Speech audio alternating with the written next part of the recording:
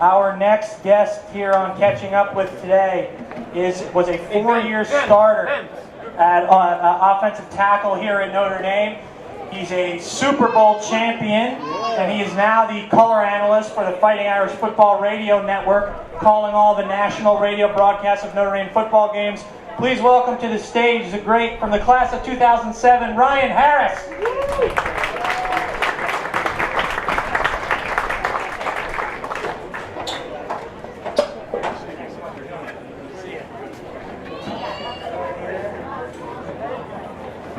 Hello? Got the Super Bowl ring, I can see here. Yeah. Sorry, I'm not sorry. Ryan, we want to talk about what you're doing now as a radio analyst and talk about this year's team a little bit. But first, we always like to go back in time. So, you grew up in Minnesota. You were a USA Today All-American as a high school player. You had offers from everywhere, from Miami to Michigan, pretty much. You could have gone anywhere you wanted. What made you choose Notre Dame? I think everybody that comes to Notre Dame is unique because we choose to go beyond. I wanted to test myself academically as much as I did athletically. And, I'll never forget, we came to a game and Notre Dame beat Michigan, and everybody stormed the field, and somebody tapped me on my shoulder. Still don't know who he is to this day. And he said, "I know who you are. I know why you're here. If you go anywhere else, you'll be a number. If you come here, you'll be a part of the family." And not only is that one of the most true statements that I've lived after attending Notre Dame, but that had a tremendous impact on me. And Coach Willingham at the time, just put it succinctly: we're going to be playing the best, and we're going to expect the most out of you in the classroom, and that's where I wanted to be. Before you arrived on campus in the summer before your freshman year, you appeared on a MTV reality show called True Life, a documentary show, and your episode was called True Life, I Want the Perfect Body. And I must admit, we have a screen here behind us, as you can see. Yeah. I spent a lot of time trying to track down footage from that, but it seems to have been completely erased from the internet. Was that your doing? Did you get rid of it from the internet? Thank God it was before the digital age. Those seniors really had fun too. When a freshman came in after being on MTV, they made me pay the price for sure. But it was funny, that experience. I didn't think it was a big deal. The guy who came, they called me and said, "Hey, we're doing a show on positive weight gain." One of the producers was a huge Notre Dame fan, and he said, "Can I follow you working out?" I was like, "Sure." And then, sure enough, I got stopped on the way here in the Chicago airport. Someone was like, "Hey, you run MTV?" I was like, "Oh no, somebody saw it," and we got here, and the senior was like, "Where's the MTV kid right now?" And so I started paying my dues immediately. But it taught me too that you will be recognized before you recognize other people. And that's a valuable lesson for especially athletes to learn. Well, you pretty quickly got known for something other than being on MTV when you got to campus. Just, a few games into your freshman year, you end up starting at right tackle. Very rare, obviously, in college football to start on the offensive line as a true freshman. What was it about you, about your preparation, that allowed you to step in and play such a difficult position from a young age?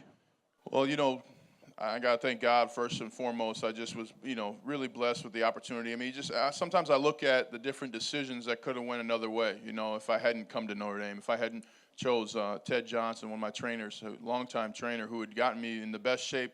I was the best, I was in the most shape than any other lineman, and that really had an impact. And also, my trainer helped me work on belief, and it's something that I continue to talk to people about. I do a lot of speaking as well, and just the mindset of belief, and the mindset that doesn't matter that I'm a freshman, I'm here to play football. I can play football. I will play football here, and I will do the best I can. So I had an enormous amount of belief, enormous amount of conditioning, and that really helped me out. That really helped me to play as a freshman. You were known at Notre Dame not just as a standout on the football field, but an excellent student as well. What did you study here? Yeah, so I double majored in political science and economics and policy. Got it out the way in 3.5 years, so I don't like wasting my time, you know what I mean? But it wasn't until I came to Notre Dame that I was really allowed to take classes that I liked. And I'll never forget sitting in the economics 101 class and them saying, "Listen, the market is predictable and can be manipulated." And it was just, it was like a watershed moment for me. And learning the different mechanisms. And I wanted to go to the NFL, and either way I wanted to be successful, so I wanted to know how to handle money. So that's why I did the economics and policy. And then political science, I worked on some different campaigns and staff of both governor, senator, and mayoral candidates in Minnesota. And I just really saw that as a great way to provide impact. So I went in to get those 2 degrees, got them done, and then ended up not using them for about 10 years. Notre Dame is obviously a very spiritual place, and I know you're a spiritual person. As an adolescent, you converted to Islam. What was it like for you, here on a Catholic campus, being a practicing Muslim? I became a better Muslim here, and there are 300, I think now with more dorms there's more, but at the time there were 330 masses per week on campus at Notre Dame.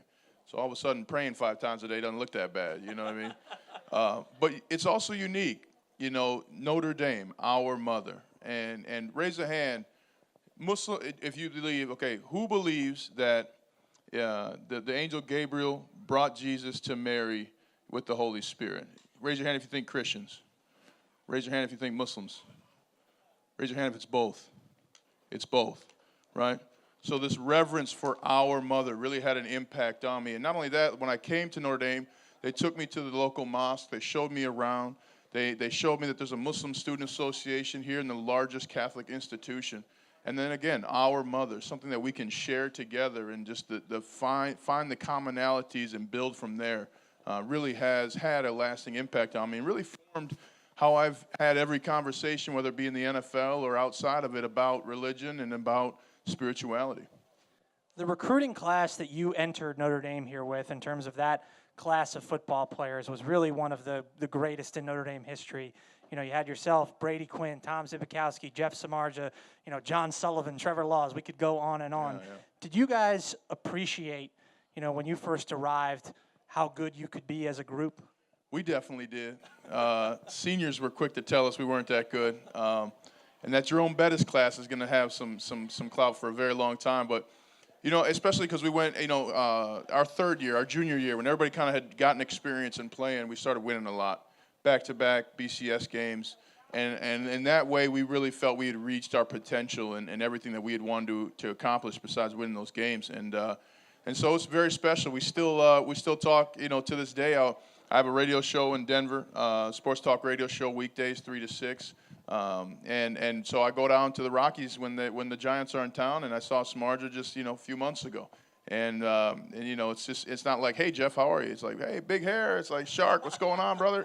So it's fun to continue those relationships and even in broadcasting, Brady Quinn, him and I tell people he's as good of a quarterback to his lineman as you could ever ask for. My family, we vacation down in Florida, and we see them almost every year, and him and I are in contact regularly. So we're a close group, and I think that happens at Notre Dame anyway. Just whether it's your dorm mates who I saw who don't play sports when we won the Super Bowl out in Santa Clara, and one of my guys is like, what are we doing here? You know what I mean? He's a CEO of a tech firm, and here I am playing for the Broncos in a Super Bowl, and it's just the bonds you create here at Notre Dame last so long, and they are so strong, and they really make life truly enjoyable. As you said, your junior and senior years, those 2005, 2006 teams were so successful and so fun to watch from a fan's perspective. It might be kind of a painful memory, but obviously kind of the most memorable game from your time on campus was the 2005 USC game, the famous Bush push here. Yeah. What was it like? I know being in the student section for that game, it was the loudest I'd ever heard the stadium. Oh, yeah. What was it like for you as a player to be part of a moment that was that big? It was one of the most incredible football experiences I've ever had. I don't know if anybody here was at that pep rally the night before, but I just remember, we used to do the pep rally at the stadium, at the basketball stadium, and they said, hey, we're changing it to outside, and we're like, okay, what does that even mean? And we were walking down the tunnel of Notre Dame Stadium, and as we were starting to see the stands, this was people, rows of people. The further down we went, the more we could see it go up until we were on the field, and the whole half of the stadium was just rocking. And that's one of the loudest stadiums game day that I've been in, and I've played in domes. I've played in Seattle. That was a top 5 loud game, and never heard so much instant silence as well when they caught that ball on 4th and 9. After a great career here at Notre Dame, you were drafted in the 3rd round with the Denver Broncos. What was the hardest part for you of the transition from college football to NFL ball? Paying bills. You know what I mean? You go from college, where I'm going to North Dining Hall and stuff, to all of a sudden Comcast Cable gives you a 6-hour window, and you're like, man, I got practice, and you got to go grocery shopping, and I remember buying pots and pans, and I didn't know what I was doing, So I think the reality of of being an adult is difficult. And in addition, here and in college football, it's so much fun. These guys are having the time of their life. They're working out. They get as much food as they want, you know. But when you go to the NFL, you're going against grown men who want to rip your head off. And they want to do it and smile with their families afterwards. So that's a unique environment, right? And just getting used to that level of competition, that speed. Everybody's cheating every play, whether it's the offensive line on a snap count or the defensive line on a snap count or a corner pulling this towel on a receiver. I mean, there's all kinds of tricks that you have to overcome. And so between being an adult and just competing in that environment was definitely a challenge. And then being a Notre Dame guy, you know. I remember reading books on planes, and they're like, what are you reading books for, man? I'm like, man, you need to be reading a book, you know what I'm saying?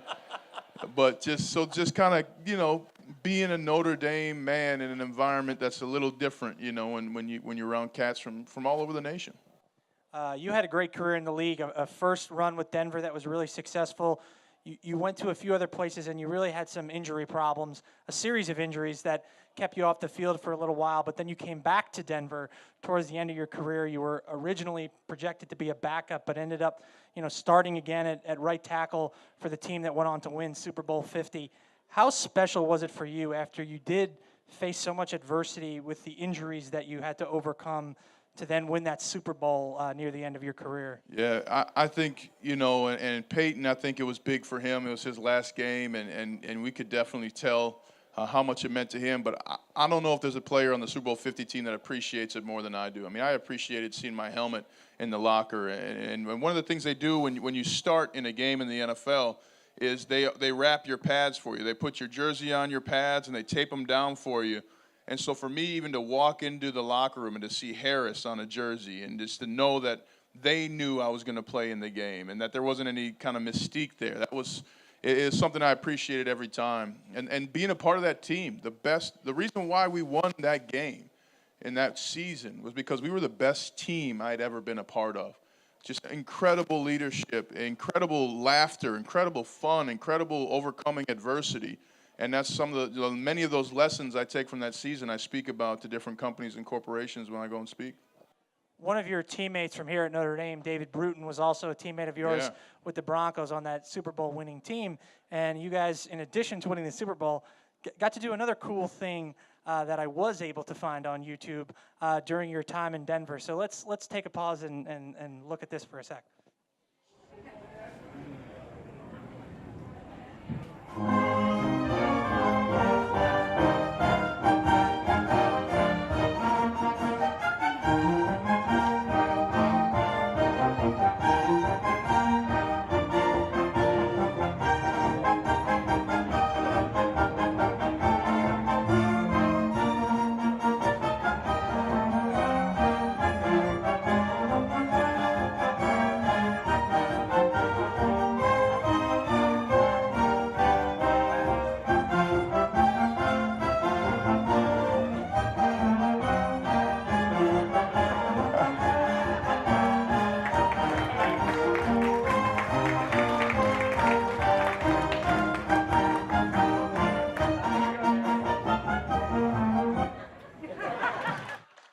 We were having some fun.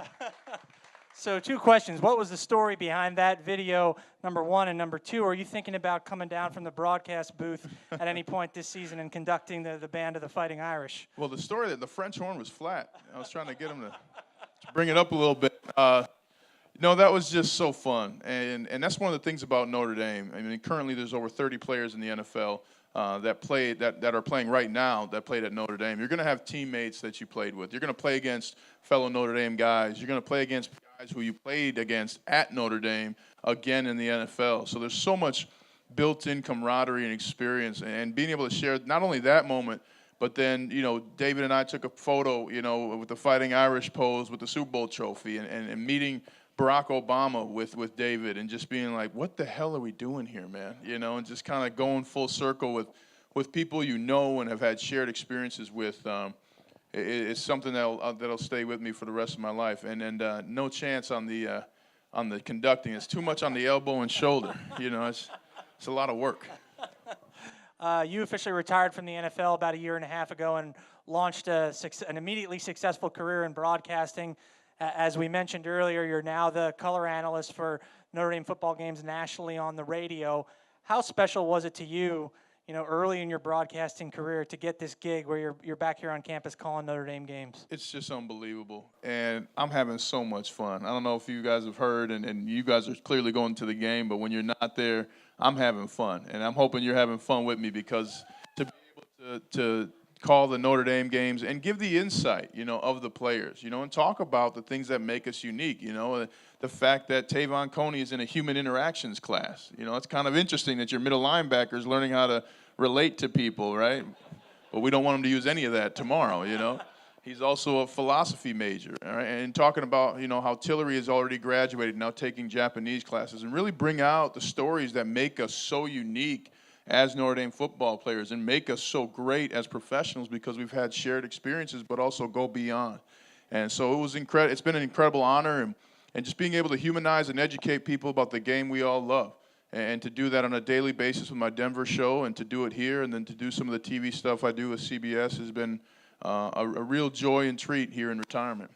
Let's talk a little bit about this year's team. Obviously, we had the fabulous win against Michigan in the opener last week. I think some fans were a little, underwhelmed and had higher expectations for the performance against Ball State, but, a win is a win. What did you make of the performance last week, and what are you looking for to maybe change when you watch the Irish tomorrow? Well, I might be in the minority, but I loved that win. That was a gritty win last week, and I was telling people, and they were laughing at me. I was talking to people kind of like, how you're here a little early. I'm like, listen, this is going to be a close game. That quarterback's going to be on an NFL roster next year. 6'6", he can spin the ball, 65%, 69%, 76% completion rates his last 3 games. I mean, this is a guy who knows how to play football, to stretch the field, and by the way, uses himself as a blocker. I mean, that's a unique quarterback. That's a unique person to go against. And one of the things when you're on a championship path, you have to learn how to win close games. And that's one of the things that I talked with Coach Kelly about, and he said that, I said, what are 3 things you're going to need to win the championship if you do so this year? And that was one of them, winning close games. And they won a close game.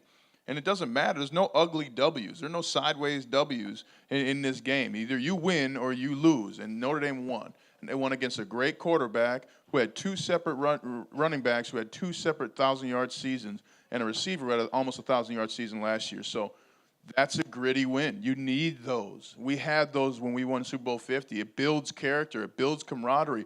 People are disappointed in you for achieving that. Nothing brings you closer together than when people are upset at how you won. You know what I'm saying? So I really look for this game for them to come out even more as a team. And I think there's some big-time players. Julian Okwara, Asmar Bilal have really stepped up early this season. And Brandon Wimbush is playing as great as we could ask. He had a career day, passing for 297 yards last week. I mean, that's something to be celebrated for a quarterback who just 2 games ago, people didn't know if he was going to have it to win a game, let alone be the quarterback all season. So you've got multiple players stepping up, teammates, Drew Tranquill, Jerry Tillery, who came back specifically to win a championship. That has a lasting impact. Last week's win has a lasting impact, and they're going to continue to roll, I think. The offensive line, obviously, an area of expertise for you. Lost, 2 tremendous players, 2 top 10 NFL picks from last year's team in Quentin Nelson and Mike McGlinchey. What have you seen from the line so far, and where do you think they need to continue to improve as the year moves forward? I've seen a lot of grit from this offensive line. Sam Mustipher and Alex Barrs clearly leading the way as captains on the offense. But, they've brought along Liam Eichenberg. He had played in 5 games before this season, but he started at left tackle. That's a tough gig. And he went against some of the best defensive ends in all of college football against Michigan. So these guys have performed. They played in high-leverage games. And one of the things you learn when you play in these big games is that the details matter. The mistakes matter. And so sometimes you're going through practice and you're saying, Kevin's been saying all week, get on the line of scrimmage, get on the line of scrimmage. And all of a sudden you get in the game, you don't get the line of scrimmage, you get a penalty, and you're like, oh, crap. Kevin was right. I need to get to the line of scrimmage. So they've been in big-time games where they've learned the difference between winning and losing is so small, and that really brings a group together. As you look at the team and think about the big picture and obviously how great the defense has been, how good do you think this team can be as you kind of look forward in your crystal ball for the rest of the year? Well, watching the film and being around the team, I really do think this is the year. This could be the year. And the college football playoff brings a unique twist to it at the end. But when you look at it, this is a dedicated team of experienced guys who are focused and wanting to win. And you know, a lot of the players talk about that Georgia loss last year. And to see how that team would later go on to score 53 points in the Rose Bowl and go into the national championship, right? I mean, that's a team that now you say, okay, well, we were right there. That could be us. So there's an extreme amount of confidence, extreme amount of focus, and they've gotten stronger and faster in the weight room. And it's been fun to watch, and I really do think this is the year. We're going to take a few questions from the audience in a second, but before we do that, you know, Ryan, in addition to being, you know, back on campus frequently as for your media responsibilities as a radio broadcaster, you also serve on the board of the Monogram Club. Yeah. Why is it so important to you to give back to Notre Dame? I cannot put into words how grateful I am to have attended Notre Dame and to be a part of the Notre Dame family, and to continue to bring the perspective of younger, you know, as I'm slow, you know, rapidly getting out of that category, bringing the perspective that we bring, you know, the text messaging and emailing perspective, you know, is new to some people, and to be able to be a part of the tradition and history, and to maintain that relationship with the very players and the very swimmers and golfers and fencers who created Notre Dame athletics, not just Notre Dame football, has been extremely important and really been a valuable experience. All right, we're going to take a few questions from the audience here. We've got some folks coming around with microphones. Raise your hand if you've got a question for Ryan. Don't be shy. He's a big guy, but he's very friendly. Got one over there. Tell us a little bit about what you'll, if you have a chance to talk to the offensive linemen before the game, what would you say to them if they were all sitting here with you? You know, Sam Musfer and I've talked a lot, you know, Alex Bars as well, but I just tell them, hey, guys, you know, play together, play hard, play fast. And that's one of the biggest things.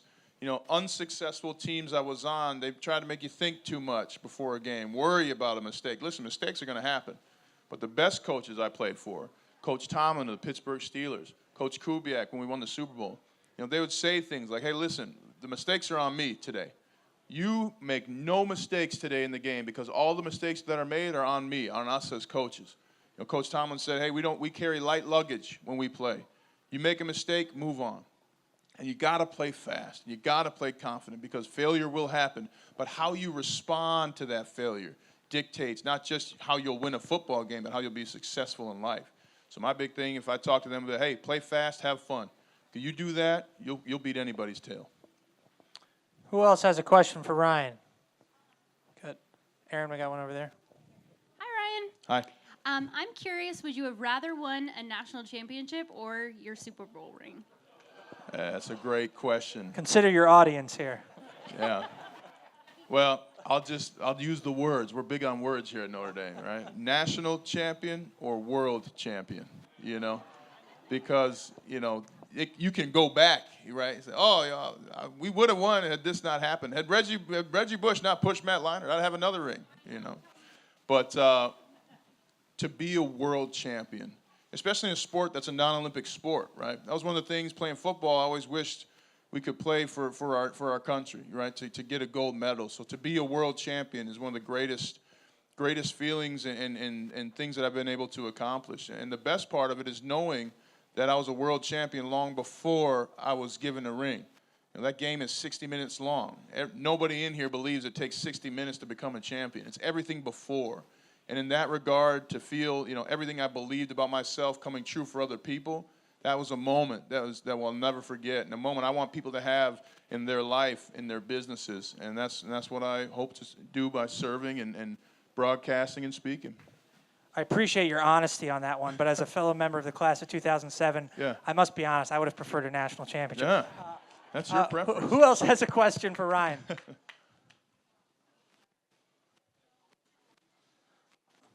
Dolly Duffy. Hey, Ryan, how are you? How are you? Good to see you. So I didn't get to hear you in the games because I was at them, but I heard everyone talking about how fabulous you were. How did that unfold that you ended up being one of our new broadcasters? Yeah, well, you know, I did the digital post-game show, so I was selected by the NFL to do their broadcasting boot camp, and in there learned some very valuable tools from very esteemed and respected colleagues. I mean, one of the things about the NFL, whether it's the players or the front office or the media people around, they're the best at what they do.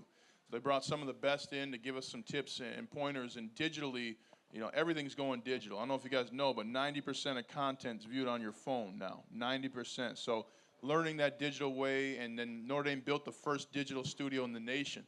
So I came back, said, hey, guys, you know, whatever you're doing, I'd love to be a part of it. And Mike Bonner, the guy who runs the scoreboard, he was with me in Denver, and he did some awesome things on the video board in Denver that we all believe helped us win a championship, become a team. That's the power that video board has. So I got involved with the digital work last year, and then now this season they changed over, had some new management. I said, hey, whatever that opportunity is, I'd love to be in there, and sent in requested information, and thank God to have one of the best gigs in the nation right now. Got another question here. Good afternoon, Ryan. Chris Boardman, friend of the football program. Do they think aside you're a friend? From your fabulous football career, what's your favorite tradition here at Notre Dame? That's a great question. The walk was always big for me, and for a lot of reasons. But one, my grandparents were able to come to one game each respectively, and to be able to see them and to hug them on the way into the stadium, and just to have a moment between the Basilica and the field with the people who are responsible for my expectations and my opportunities was unbelievable, and it's something that I just continue to love. But now as a retiree and a former player, I love going to the Grotto. I bike down there on the line bikes. If y'all don't have the line bike app, you need to get it. Those things are fun. But I just love going to the Grotto. I love the peace of the Grotto, and I love seeing the dome and the candlelight. But there are so many traditions here. But I would say the walk as a player, and then the Grotto. I still make sure I go at night all the time. Unfortunately, Ryan, we are running out of time here, but before we let you go, you're going to be up in the booth. Let's get a score prediction from you for tomorrow's game against Vanderbilt. You know, I don't want to be controversial, but I do think the Vanderbilt game is going to be a little more like what people thought the Ball State game was going to be. So I think some freshmen probably like, hey, Mom and Dad, you should maybe come back out. There's a chance I can play. And I think you're going to look at a team defensively that's going to dominate. They do some things offensively, Vanderbilt, that are consistent, that are effective, but aren't very creative. And so I think you'll see another dominant performance from the defense, and I think you'll see the offense continue to improve, specifically the tight ends. Spending some time around the team this week, they were specifically coaching up the tight ends, and so I think they're looking for a big game from some of their younger key players who've yet to kind of get going consistently. So I think you're looking at a 35-14, 35-10 victory for your Irish tomorrow. Sounds good to us. Ryan is obviously here working this weekend with his broadcast responsibilities, but he took the time out to come be with us all. Please give it up for the great Ryan Harris. Thank you. Thank you, Kevin.